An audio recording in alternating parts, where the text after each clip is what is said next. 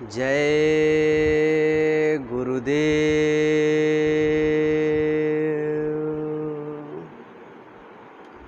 परम पूज्य परम संत बाबा जय गुरुदेव जी महाराज के चरणों में कोटान कोटि बार नमन प्रणाम करते हुए यह विनय विनती करते हैं कि हम सभी की जीवात्माओं को इस काल माया के देश से निकाल करके अपने निज धाम सतलोक सचखंड ले चलें। साथ ही साथ पूज्य महाराज जी के चरणों में कोटान कोटि बार नमन प्रणाम करते हुए यह विनय विनती करते हैं कि हम सभी जीवात्माओं पर अपनी दया दुआ बनाए रखें, अपना मार्गदर्शन हम सभी जीवात्माओं को देते रहें। जय गुरुदेव।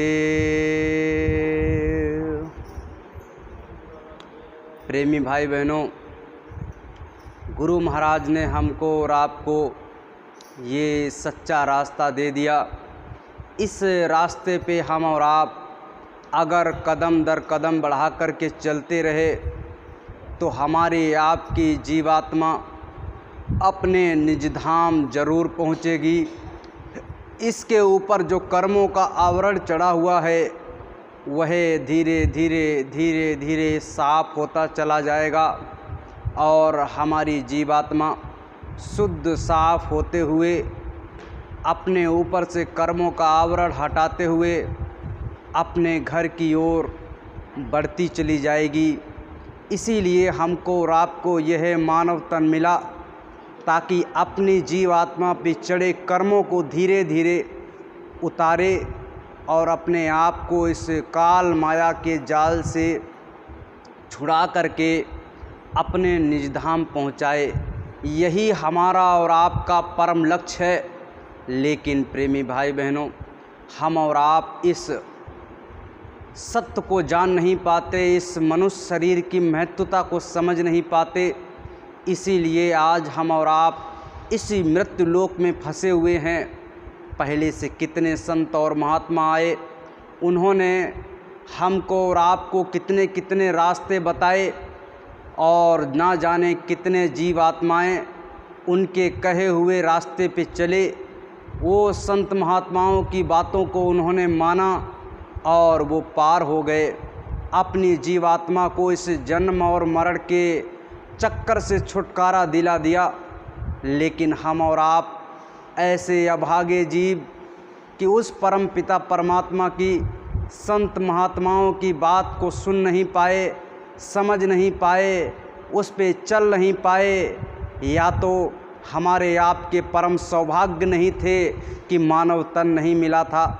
उस समय हम और आप 84 के किसी जेल खाने में बंद थे और वहीं पे भटक रहे थे।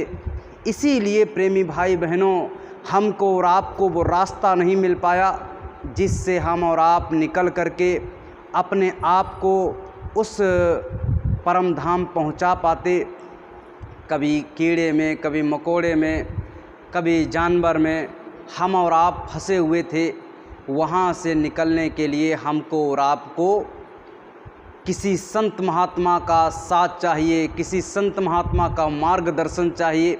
जब तक हमको और आपको मार्गदर्शन नहीं मिलेगा, हमको और आपको वो रास्ता नहीं मिलेगा जिससे ये जीवात्मा यहाँ से निकल करके अपने निज धाम जाएगी, तब तक हम और आप कुछ नहीं कर सकते। रास्ता बड़ा ज़रूरी है। जैसे मान के चलिएगा, हमको यहाँ से मथुरा जाना है तो मथुरा जाने के लिए हमको सही मार्गदर्शन, सही रास्ता मिलना बहुत ज़रूरी है। और हमको कोई अगर ऐसा मिल गया जिसे मथुरा जाने का पूरा रास्ता ही नहीं पता है, उसने बता दिया हाँ मथुरा का नाम तो सुना है लेकिन मैं आपको आगरा तक का रास्ता बता देता हूँ। आप आगरा तक पहुँच गए उसके बताए के अनुसार और इसके बाद में आप वहीं पर अटक गए, वहीं पे फंस गए। अब वहाँ से आपको मालूम ही नहीं कि मथुरा कैसे जाया जाएगा, दाएं मुड़ा जाएगा कि बाएं मुड़ा जाएगा कि सामने जाया जाएगा। आप गलती से दूसरे रास्ते पे चले गए और आप जाकर के आगे भटक गए। इसीलिए तो करोड़ों करोड़ों वर्ष बीत गए, करोड़ों करोड़ों जन्म बीत गए, हम और आप आए, पूरे जीवन को जिए, फिर से मर गए, फिर से इस संसार में आए, फिर से पूरे जीवन को जिए और फिर से मर गए। ऐसे करोड़ों करोड़ों बार बीत गया और ये जीवन भी धीरे धीरे धीरे धीरे निकलता चला जा रहा। किसी कोई 10 साल का हो गया, कोई 20 साल का हो गया, कोई 30 साल का, कोई 50 साल का, किसी के पास में 10 साल बची, किसी के पास में 20 साल बची, किसी के पास में 30 साल बची। अब थोड़ी थोड़ी उम्र आपकी जो बची हुई है, इसी उम्र में अब किसी मार्गदर्शन जो है, किसी संत से मार्गदर्शन लेकर के अपनी जीवात्मा के कल्याण के लिए हमको और आपको कुछ ना कुछ कमाई कर लेनी चाहिए। यहाँ के लिए, इस संसार के लिए, बच्चों के लिए, खेती के लिए, दुकान के लिए, मकान के लिए, गाड़ी घोड़ा के लिए हमने और आपने पता नहीं कितना समय दे दिया, कितनी कमाई की, रुपया पैसा इकट्ठा किया, लेकिन ये रुपया पैसा, मैल खजाने, रिश्ते नाते, लड़के बच्चे, ये जो कुछ भी है, ये कहाँ तक आपके साथ में जाएगा? जब तक ये शरीर है। और ये शरीर आज नहीं तो कल छूटना तय है। हमारे दादे परदादे का छूट गया, रिश्तेदार का छूट गया, पड़ोसी का छूट गया, और आज नहीं तो कल हमारा और आपका भी ये शरीर छूट जाएगा। इसमें कोई भी संदेह और शुबा नहीं है। उस समय जब हमारा शरीर छूटेगा, हमारी जीवात्मा इस संसार से जब जाएगी तो बेचारी कहाँ पर जाएगी, कहाँ पर रहेगी, क्या इसके पास में होगा? हम और आप अगर 2-4 दिन के लिए कहीं पे घूमने के लिए जाते, अब जैसे मथुरा ही जाते, मथुरा में पता है कि वहाँ पर भंडारे लगे हुए हैं, वहाँ पे पता है कि सुबह शाम दोपहर वहाँ खाने के लिए मिलता है, वहाँ पर पता है कि सारी व्यवस्थाएं हैं, टेंट लगा हुआ है, रहने की व्यवस्था है, ओढ़ने की व्यवस्था है, खाने पीने की व्यवस्था है। इसके बावजूद प्रेमी भाई बहनों, हम और आप पैसे पहले जुटाते हैं, जेब में रखते हैं और सोचते हैं कि हमारे 7-8 दिन कैसे बीतेंगे। पैसे इकट्ठे करके, रुपया इकट्ठे करके ले जाते, 2-4-5 दिन के लिए मथुरा में जाते हैं, जबकि मालूम है वो खाने पीने के हर प्रकार की व्यवस्था वहाँ पे है। लेकिन जब इस संसार से हम और आप जाएंगे, उसके लिए भी तो व्यवस्था होनी चाहिए, उसके लिए भी कुछ कमाई होनी चाहिए। अब जैसे धन का अलग अलग प्रारूप है, जैसे ये गांधी छाप रुपया जो आपका है, जो नोट आपका है, जिससे हम और आप चीज़ों को खरीदते हैं, बेचते हैं, ये रुपया अगर इस आप जो है इस भारत देश से बाहर जाएंगे तो दूसरे देश में ये रुपया कागज़ के समान है, कूड़े के समान है, ये मान्य नहीं होगा। उसी प्रकार से वहाँ भी दूसरी करेंसी है, दूसरे देश में जाएंगे तो वहाँ पर उसकी दूसरी करेंसी होगी, दूसरा रुपया होगा जो वहाँ पर मान्य होगा। इसी प्रकार से जब हमारी जीवात्मा इस संसार को छोड़ करके जाएगी तो वहाँ पर वो जो धर्मराज है, वहाँ पर दूसरे प्रकार का धन काम करता है। संत महात्माओं ने उसका नाम बताया है आत्मधन। क्या बताया है?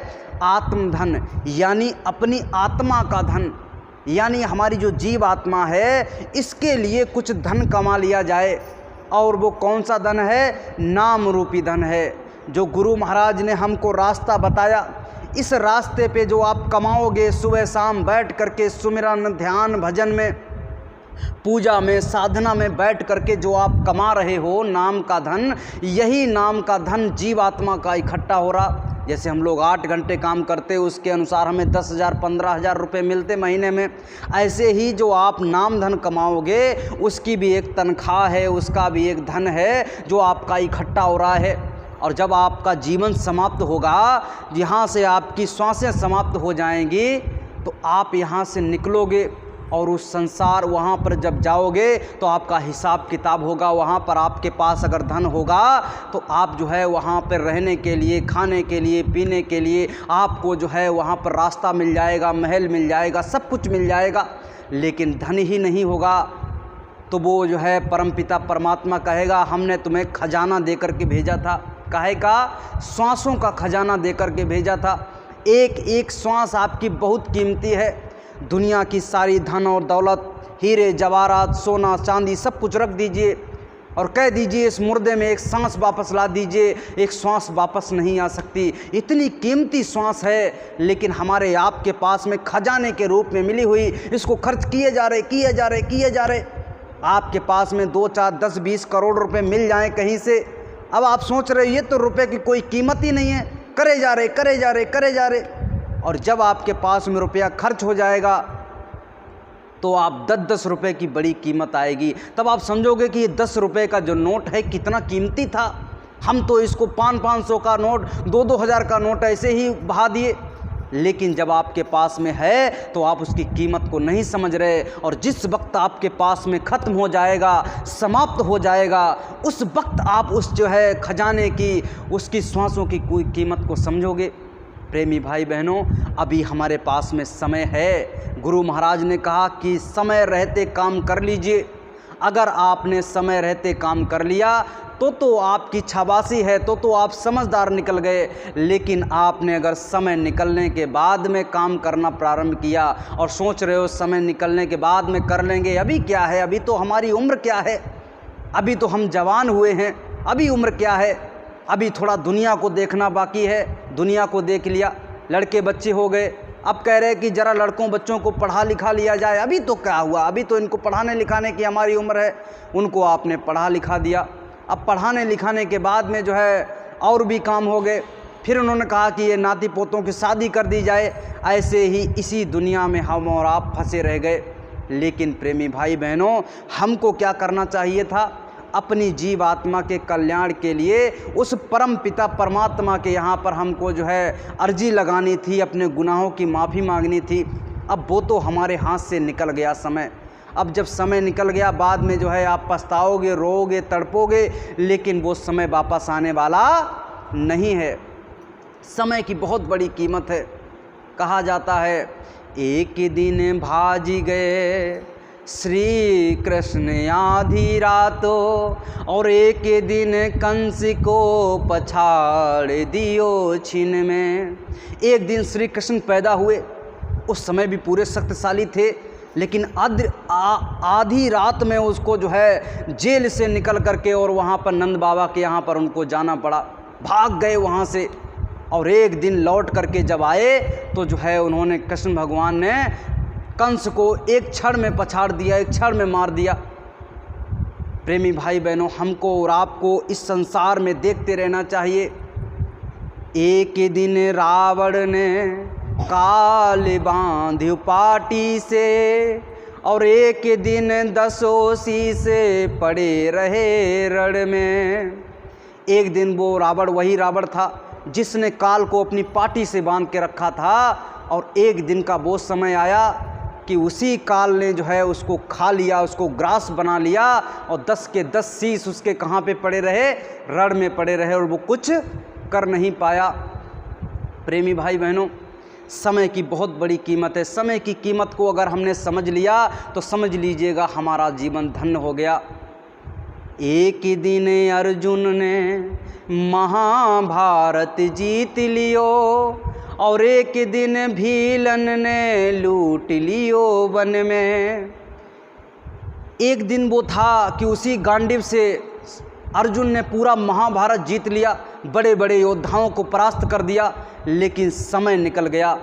जैसे कहा जाता है, कोई कोई बूढ़े बुजुर्ग होते हैं बेचारे, जब उनसे कहा जाए आज आपकी परियां काम नहीं करती और आज जो है आप बुजुर्ग हो गए, चल नहीं पा रहे, वो कहते हैं एक दिन हम भी जवान थे, एक दिन हम भी भागते थे, दौड़ते थे, एक दिन हमारे पास में कुव्वत थी, ताकत थी, मैं बड़े बड़ों को समझता नहीं था।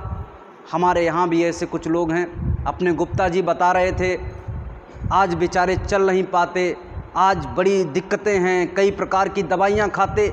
बता रहे 4-4 पहलवानों के साथ में एक साल लड़ते थे, 1-2 पहलवान से कुछ होता नहीं था। रिकॉर्ड था उनका कि 4 पहलवानों के साथ में एक साथ में लड़ेंगे, इतनी ताकत, इतनी कुव्वत, लेकिन आज जो है चले नहीं जा रहा। वहाँ भंडारे तक जाते हैं, लौट के आते हैं, कहते हैं अब जो है शरीर में ताकत नहीं रही। समय समय की बात है, समय समय की बात है, समय होत बलवान, और भीलन लूटी गोपिका वही अर्जुन वही बान। जब वो श्री कृष्ण के यहाँ से, जब श्री कृष्ण के पदम उसमें जो है बाण लग गया, श्री कृष्ण ने अर्जुन को जो है सौंप दिया सारी गोपिकाओं को। और कहा ले जाओ, जाकर के हस्तिनापुर में इनको ले जाओ। वो जब लिए जा रहे थे तो रात्रि हो गई। एक जगह पे एक जंगल में उन्होंने सबने टेंट लगा दिए और वहीं पे विश्राम करने लगे। वहाँ पर जो कोल भील थे उन्होंने आकर के सारी जो है, क्योंकि वहाँ कृष्ण भगवान और उनके जो जेंट्स पार्ट थे वो सारे के सारे मर चुके थे। एक दूसरे से लड़ करके दुर्वासा ऋषि से उन्होंने जो है मजाक कर दिया था। उसके फलस्वरूप सारे यदुवंशी एक दूसरे से लड़ करके मर गए थे। उधर के उनका जो है, जो आपकी जो है दुर्योधन की माँ थी, उसका भी जो है श्राप लगा हुआ था। उसकी वजह से सारे यदुवंशी जब लड़ कर के मर गए। और उधर क्या हुआ, ये जब लेकर के गोपिकाओं को जा रहे थे तो कोल भील जो थे उन्होंने उन गोपिकाओं को लूट लिया। और अर्जुन जो है अपने बाण, वही गांडी, वही धनुष, और कुछ नहीं कर पाए, ऐसे मुंह देखते रह गए। समय समय की बात है, समय की बहुत बड़ी ताकत होती है। इसलिए आज अगर हमारा समय सही चल रहा, अगर आज हम स्वस्थ हैं, आज हमारे शरीर में ताकत है, तो अभी कर लीजिए। इसीलिए तो संत महात्माओं ने कहा, कर ले निज काज जवानी में, इस 2 दिन की जिंदगानी में, मेहमान जवानी जाती है फिर लौट कभी ना आती। अभी आपके शरीर में ताकत है, अभी कर लीजिए। गुरु महाराज ने कहा, एक बार सत्संग में जो है कुछ बुजुर्ग पहुंच गए। गुरु महाराज से कहने लगे, गुरु महाराज अब हम तो बुजुर्ग हो गए, अब मेरी परियां काम नहीं करती, अब मेरे खड़े नहीं हुआ जा रहा, बताइए अब कैसे भजन किया जाए। आप तो कहते हैं जवानी में भजन होता है। गुरु महाराज ने कहा, बात तो आप ठीक कह रहे हो, जवानी में भजन होता है, इसके लिए भी ताकत चाहिए, लेकिन चलते चलाते भी कुछ ना कुछ अगर अपनी जीवात्मा के लिए कमा लिया जाए, ये भी कम नहीं है। अभी आप जाने वाले हो, आपके पास में 10 घंटा है, 20 घंटा है, 10 दिन है, 2 महीना है, 1 साल है। आपके पास जो भी अभी समय है, इस समय में लेट कर, बैठ कर, खड़े होकर, बिना नहाए, अरे गुरु महाराज ने यहाँ तक छूट कर दी कि आप कह रहे हो मेरे पास समय नहीं है। आप लेटरिंग जाते हो, उस वक्त तो 5-7 मिनट के लिए आपके पास समय है, उसी वक्त उस भगवान को याद कर लीजिए, उस परमपिता परमात्मा का नाम ले लीजिए। उस समय तो कम से कम आप ले लीजिए। वो भी समय, वो भी आपके नाम जो आप लोगे उस समय, वो भी आपका काउंट हो जाएगा और उसका भी आपको फल मिलेगा। प्रेमी भाई बहनों, इतनी छूट संत महात्माओं ने कभी नहीं दी थी, और आज इतनी छूट कलयुग में हमको और आपको मिल गई। इसके बावजूद हम और आप अगर सुमिरन ध्यान भजन न कर पाएँ, उस परमात्मा का नाम न ले पाएँ, तो ये हमारी और आपकी बहुत दुर्भाग्यशाली हम और आप होंगे। प्रेमी भाई बहनों, हमको और आपको चाहिए, उस दिन तीसरी सीढ़ी तक हम और आप पहुंच गए थे। अध्यात्मवाद यानी संत मत का जो रास्ता है, उसकी तीसरी सीढ़ी, पहली सीढ़ी क्या थी?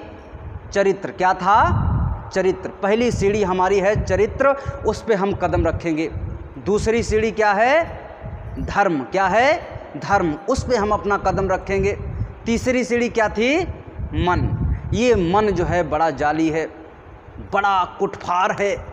ये कभी झूठ बोलता है, कभी सच बोलता है, कभी आपको ऊपर कर देगा, कभी आपको नीचे कर देगा। एकदम इसकी आप जो है शैली को समझ ही नहीं सकते। ये मन एकदम लाइट की तरह आएगा जाएगा, आएगा जाएगा, आपको यहाँ से वहाँ पटक देगा, वहाँ से वहाँ पटक देगा। ये मन बड़ा ताकतवर है। इस मन की चाल को आप समझ नहीं सकते। इस मन ने ही तो इस जीवात्मा को यहाँ पर फंसा के रखा है। ये इतनी बलवान जीवात्मा, इतनी ऊर्जावान जीवात्मा, 16 सूर्यों का प्रकाश इसके अंदर में विद्यमान है, लेकिन मन ने इससे कर्म करवा करवा के पाप और पुण्य का बोझा लाद के आज ये अंधी हो गई। इसको दिखाई नहीं दे रहा, इसको सुनाई नहीं दे रहा, इसको सुनाई नहीं दे रहा। ताकत विहीन हो गई, शक्ति विहीन हो गई। अब ये जो है बेचारी बेहोश होकर के पड़ी हुई है, और संत और महात्मा आकर कहते हैं अपनी जीवात्मा को जगा लो। क्या कर लो? अपनी जीवात्मा को जगा लो। लो, आपको मैंने एक जड़ी दे दी है, इस जड़ी से अपनी जीवात्मा को जगा लो। ये नाम रूपी जड़ी है, इससे अगर अपनी जीवात्मा को जगा लिया तो आपका कल्याण हो जाएगा। ये मन बड़ा जाली है। इस मन से बचने के लिए संत और महात्माओं ने विविध प्रकार के हमको और आपको उपाय बताए हैं, जिनको हमको और आपको जो है अपने जीवन में उपयोग करना चाहिए। संत महात्माओं ने कहा, मन मानी अपनी करी, ना गुरु सीख सुहाए, प्राणी सखा को ना बने, जब सिर पे विपदा आए। उन्होंने कहा कि अपनी मनमानी कर ली, जो आपके मन में आया वो कर लिया। गुरु महाराज ने कहा सुबह शाम दोपहर रात जब भी आपको समय मिले, 2 मिनट का, 4 मिनट का, 5 मिनट का, अरे 30 सेकेंड का, 2 सेकेंड का, तो आप गुरु महाराज का नाम लो और अपने आंखों को बंद करो, उस परमात्मा को याद करने की कोशिश करो। लेकिन हमने और आपने उनकी बात को नहीं माना, उनकी बात को नहीं माना, अपनी मनमानी कर ली। इस संसार में जूझते रहे, इस संसार में जो है चीज़ों को इकट्ठे करते रहे, और जब यहाँ से चलने लगे तो सारी चीज़ें जब यहीं पे छूटने लगी, इनको इकट्ठा करने में भी रोते रहे, चिल्लाते रहे, तड़पते रहे, और जब ये छूटने लगी तब भी रो रहे हो कि हाय ये तो हमने ज़िंदगी भर इसको इकट्ठा किया और अब ये छूटी जा रही। ये सब मन की काराथानी है, अपने मन की आपने कर ली और संत महात्माओं की आपने नहीं सुनी, गुरु की आज्ञा को नहीं माना। गुरु महाराज ने कहा जब आपका समय विपरीत होगा, जब आपके ऊपर दुख आपत्ति आएगी, तो कोई भी आपका मित्र आपके आसपास में खड़ा नहीं होगा, कोई भी आपका साथ देने वाला नहीं होगा। गुरु महाराज कहते हैं जब ये प्राणी मर रहा होता है, यानी इसके जब प्राण निकल रहे होते हैं, उस समय इसको बड़ी भारी पीड़ा होती है। उन्होंने तो इतना बताया है कि 900 बीछी एक बार में, अगर एक बीछी किसी के मार दे तो उसकी हालत ख़राब हो जाती है, कई दिन तक उसको दर्द होता है।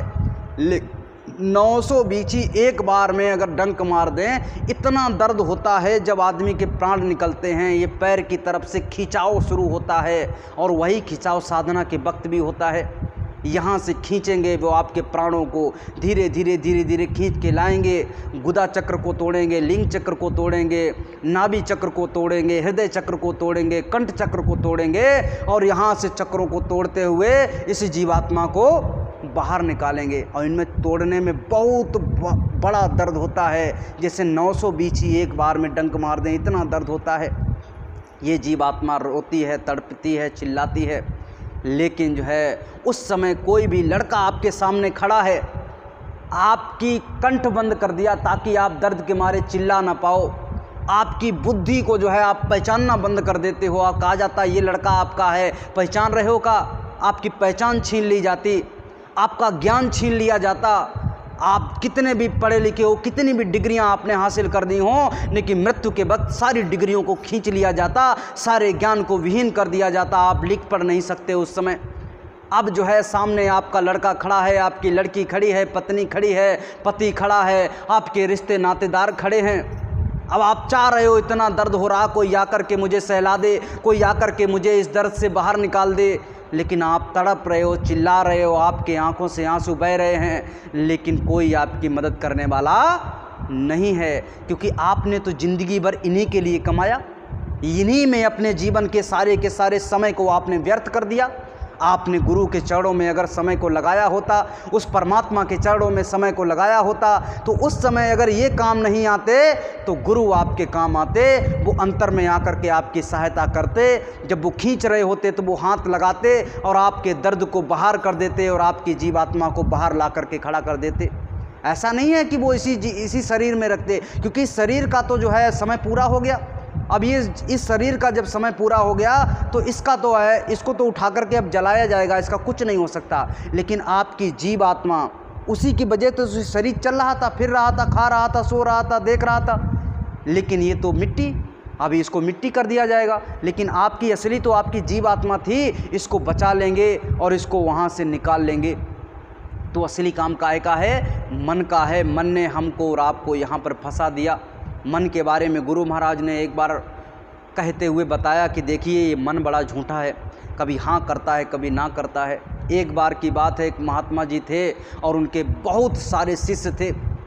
जब भी महात्मा जी कहते, अरे शिष्यों बताओ बताओ हमसे कितना प्यार करते हो, शिष्य कहते थे कि गुरु महाराज जान दे देंगे, जान दे देंगे। अरे छोटी मोटी तो बात छोड़ो, जान देने के लिए आपके लिए हाजिर हैं।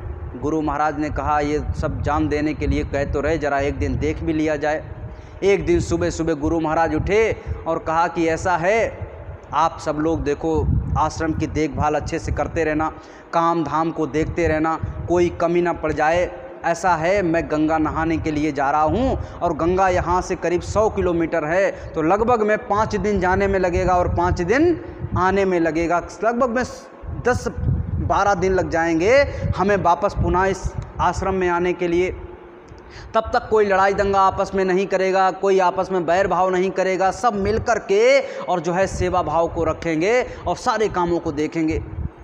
महात्मा जी इतना कह कर के अपनी झोली को उठाया और गंगा की तरफ चल दिए। धीरे धीरे धीरे धीरे चले जा रहे थे। तब तक क्या देखा उन्होंने, एक जगह उन्होंने लाभ विश्राम कर लिया जाए। एक तरबूज का बहुत बड़ा खेत था, बड़े बड़े तरबूज उसमें लगे हुए थे और एक मड़ैया बनी हुई थी, एक वहाँ पर जो है उसके रख रखाव के लिए एक व्यक्ति बैठा हुआ था। महात्मा जी वहीं बैठे तो वहाँ पानी की व्यवस्था थी, थोड़ा पानी पिया और सोचा थोड़ा आराम कर लिया जाए। वहाँ से एक जो है व्यक्ति आया, कहने लगा, महात्मा जी को जैसे ही देखा तो बड़ा श्रद्धा भाव से कहा कि महात्मा जी प्रणाम। उन्होंने कहा प्रणाम बेटा, कि महात्मा जी थोड़ा तरबूज खा लीजिए। महात्मा जी ने कहा भैया हमारे पास 2 लंगोटी के अलावा कुछ है नहीं, मेरे पास कोई पैसा वैसा है नहीं, तो हम आपका तरबूज कैसे खरीदें। कहने लगे अरे महात्मा जी आप लोग तो इतना जो है संघर्ष करते हो हम जीवों के लिए। समझदार जीव था, उसने कहा हमारे सौभाग्य होंगे कि आप अगर हमारा तरबूज खा लेंगे। तो उन्होंने कहा ठीक है खिला दो। तो एक तरबूज को फाड़ा और दोनों ने बैठ करके, महात्मा जी ने भी खाया, उस व्यक्ति ने भी खाया। तरबूज को खा करके जब महात्मा जी चलने लगे तो उस व्यक्ति ने कहा कि महात्मा जी हमारे बहुत सौभाग्य होंगे, एक तरबूज आप अपने साथ में भी लिए जाएं, जब भी जहाँ भी आपको ज़रूरत पड़े तो इसको फाड़ करके खा लेना। महात्मा जी ने कहा बड़ी अच्छी बात है।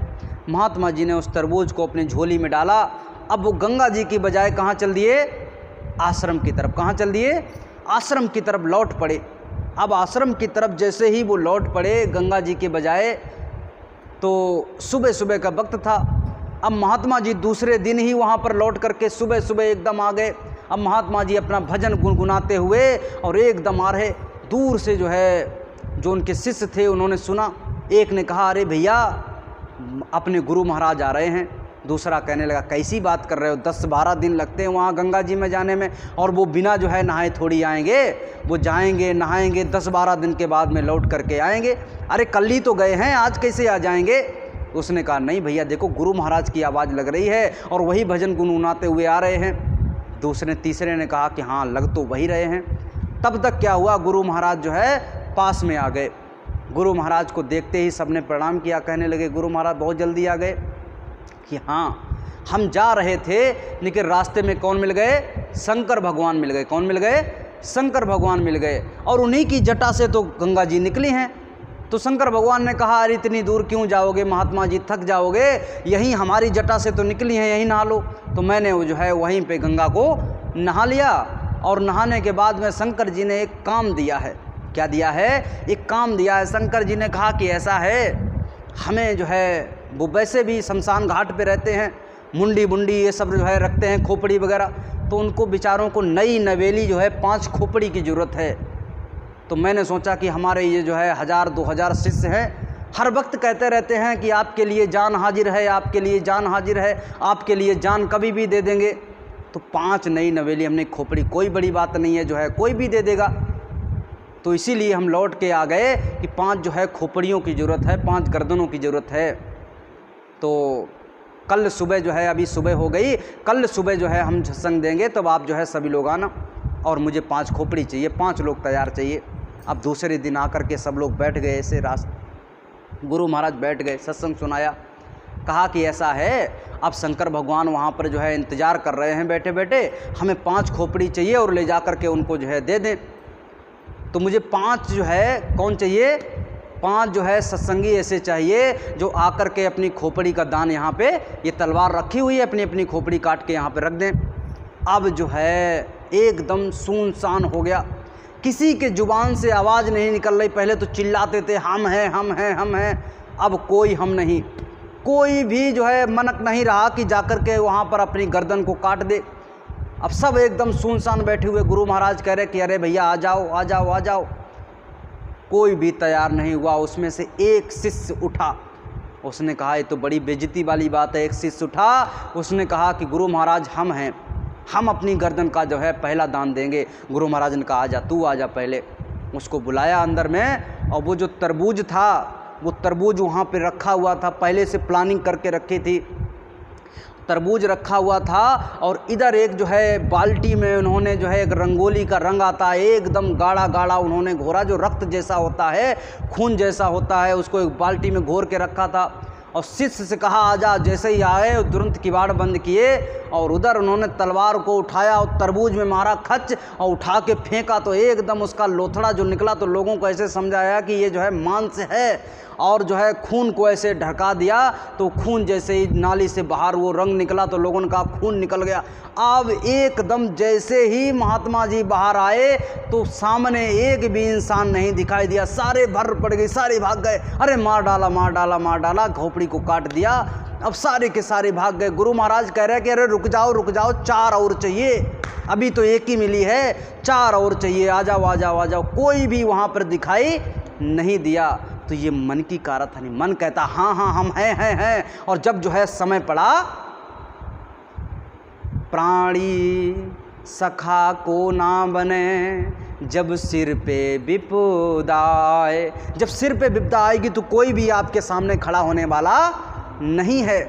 गुरु महाराज ने कहा अरे वो कौन शिष्य था, वो लाइव कहानी है आपके शिवाजी महाराज। वो शिष्य जो है शिवाजी महाराज थे और उन्होंने आज इनका इतिहास में नाम है, उन्होंने कितना बड़ा काम करके दिखाया। तो ये इस प्रकार की भावना जब तक गुरु महाराज के सामने समर्पण की भावना नहीं होगी तब तक कुछ प्राप्त होने वाला नहीं है। आपके पास में जो कुछ भी है उसी में खुश रहना है, जो कुछ आपको मिल जाए उसी को खा लेना है, जो कुछ आपको मिल जाए उसी में रहना है, पहनना है, ओढ़ना है, और इसके बाद जो है उनके कदम दर कदम गुरु महाराज की तरफ बढ़ते चले जाना है। ये नहीं सोचना है कि मुझे ये चाहिए वो चाहिए, क्योंकि मन में जब चाह आपके पैदा हो जाएगी तो दुनिया भर की चिंताएं पैदा हो जाएंगी। और दुनिया भर की चिंताएं क्या हैं, ये जंजीर हैं, ये दुनिया में आपको बांध देंगी और फिर आप यहाँ से निकल नहीं सकते। यहाँ से निकलने के लिए आपको क्या करना पड़ेगा, चाहतों को ख़त्म करना पड़ेगा। जब आपकी चाहतें ख़त्म हो जाएंगी तो चिंताएं अपने आप ख़त्म हो जाएंगी। उस परमपिता परमात्मा के चरणों में हमको और आपको रहना चाहिए।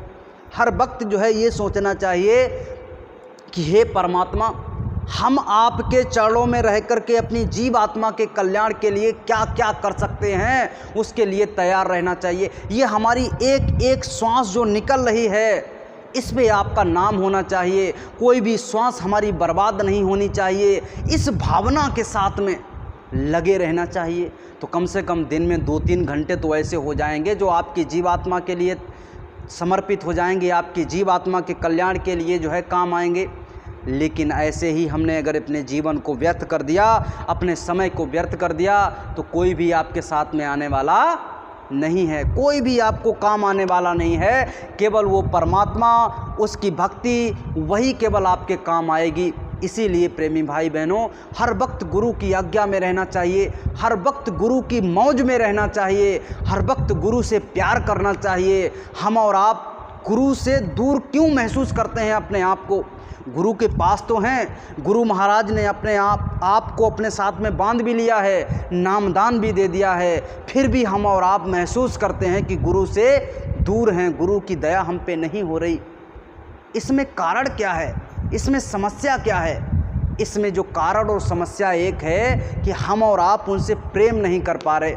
जैसे अपने बच्चे से प्रेम करते हैं, अपनी पत्नी से प्रेम करते हैं, अपने पति से प्रेम करते हैं, अपने माँ बाप से प्रेम करते हैं। उनको कोई दुख तकलीफ़ हो जाएगी, आपके आंसू में फक से आंसू आ जाएंगे। लेकिन गुरु महाराज के लिए आंसू आते हैं क्या? ज़रा अपने आप को चेक करना है, अपने आप को समझना है।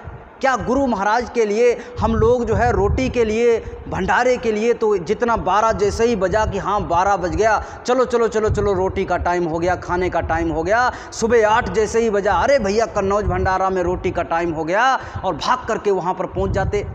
क्या इसी समय से जो है भजन के लिए भी तैयार रहते हैं? चलो चलो भैया जो है 7 बज गया, अब 7 बज गया तुरंत भजन के लिए तैयार रहें। क्या इसी टाइम पे जो है सत्संग के लिए तैयार रहते हैं कि भैया सत्संग शुरू हो गया तुरंत सत्संग में चलते हैं? क्या इसी टाइम के लिए गुरु महाराज के चलो चलो अब दर्शन का समय हो गया, आरती का समय हो गया, क्या उसके लिए तैयार रहते हैं? अपने आप को चेक करने की आवश्यकता है, अपने आप को देखने की आवश्यकता है।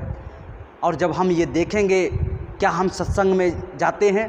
क्या हमने सत्संग में जो है गुरु महाराज के लिए तड़पते हैं? क्या हमने जो है पूजा भजन के लिए तड़पते हैं? क्या समय से हम जो है सुमिरन ध्यान भजन करते हैं? ये जब आपके अंदर में आ जाएगा, ये बात जब आपके अंदर में आ जाएगी, अपने आप को आप चेक करना शुरू कर दोगे, अपने आप को देखना शुरू कर दोगे कि हाँ, हमारे अंदर में ये चीज़ें हैं। दुनिया के लिए तो हम जो है भागे जा रहे, दौड़े जा रहे, लेकिन गुरु महाराज की तरफ भी तो 1-2 कदम बढ़ा रहे हैं कि नहीं बढ़ा रहे? हमारे अंदर वो प्रेम भावना है कि नहीं है? जब आपको ये आंसर मिल जाएगा, कोई दूसरा आपको उत्तर देने वाला नहीं है, कोई दूसरा आपको समझाने वाला नहीं है। आप सत्संग की वचन सुन करके, गुरु महाराज के वचन सुन करके आप ही अपने आप को सुधार सकते हैं, कोई दूसरा सुधारने वाला नहीं है। केवल बता सकता है कि भैया ऐसा नहीं, ऐसा करना है। सुधर करके चलना आपको ही पड़ेगा। इसीलिए हमको और आपको क्या करना है? अपने आप को देखना है कि गुरु से प्रेम हम कर रहे हैं कि नहीं कर रहे हैं। लेकिन बहुत सारे लोग ऐसे होते हैं, कैसे? एक बार की बात है कि एक जो है लड़की अपने प्रेमी से मिलने के लिए भागी जा रही, दौड़ी जा रही। एक महात्मा जी बीच में अपना जो है तोमी सोटा लेकर के बैठे हुए थे और जो है अपनी झोली बोली और एकदम लंबे लंबे जो है बाल रखाए हुए थे, दाढ़ी रखाए हुए थे और लाल पीले कपड़े पहने हुए थे, बैठे हुए थे ऐसे आंख बंद किए। उसका धक्का उसको लग गया और वो आगे निकल गई। महात्मा जी एकदम उठे, बड़ी क्रोधित होकर के, और भागे एकदम जो है लड़की को रोका कि अरे रुक जाओ इधर। तब उसका ध्यान गया कि अरे कौन बोल रहा है? कि बाबा जी प्रणाम। अरे बाबा जी प्रणाम की तो बात छोड़ो, हम वहाँ साधना पे बैठे हुए, तुमने मेरे धक्का मार दिया। लड़की ने कहा कि महात्मा जी, हमने आपको जानबूझ के धक्का नहीं मारा, हम चले जा रहे थे, धोखे में हो, आप जो है बैठे थे धोखे में, आपके धक्का लग गया होगा। कि नहीं नहीं, तूने जानबूझ के मारा है, ये नहीं जानती मैं साधना पे बैठा हुआ था, तूने मेरे धक्का मार दिया। लड़की ने कहा कि देखो ऐसा है, हम तो यहाँ संसारिक प्रेमी से मिलने के लिए भागे जा रहे, दौड़े चले जा रहे उसकी याद में। देखो मेरे जो है पैर में कांटा भी लग गया, कांच भी लग गया, खून भी निकल रहा, लेकिन मुझे दर्द का महसूस नहीं हो रहा। ये तो केवल संसारिक क्षण मात्र का प्रेम है, आप जानते हो। और आप किससे प्रेम कर रहे हो?